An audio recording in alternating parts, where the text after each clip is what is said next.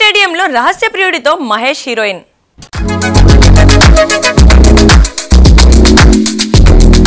Tollywood hero Nitin కెరీర్లో ఊహించని ఎదురుదెబ్బ. ఈ ఏడాది రిలీజ్ అయిన రాబిన్ హుడ్, తమ్ముడు సినిమాలు బాక్సాఫీస్ వద్ద ఘోరంగా విఫలమయ్యాయి.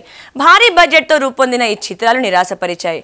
నితిన్ తదుపరి సినిమా ఎల్లమ్మ ఎలాంటి ఫలితాలు అందుకుంటుంది అనేది ఇప్పుడు తీవ్ర చర్చనీయాంశంగా మారింది. కృతి సనన్ తెలుగు తెరపై మహేష్ బాబుతో నేనొక్కడనే సినిమాతో అడుగుపెట్టారు.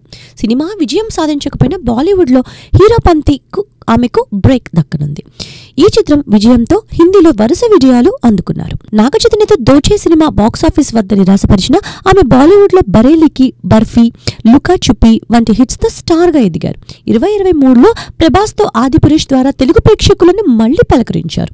ఇక ప్రేమ వ్యవహారంలో కృతి వ్యాపారవేత్త కబీర్ బహియాతో డేటింగ్లో ఉన్నట్లు జోరుగా ప్రచారం సాగుతోంది. లండన్లోని లార్డ్స్ స్టేడియంలో ఇంగ్లాండ్ ఇండియా టెస్ట్ మ్యాచ్ను వీరిద్దరూ కలిసి చూసిన ఫోటోలు, వీడియోలు సోషల్ మీడియాలో వైరల్గా మారాయి.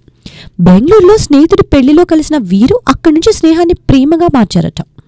సినిమాలతో బిజీగా ఉన్న కృతి షూటింగ్ లేనప్పుడు కబీర్తో హాలిడేస్ ఎంజాయ్ చేస్తున్నారు. ఈ జంట త్వరలో పెళ్లి చేసుకున్నట్లు సమాచారం.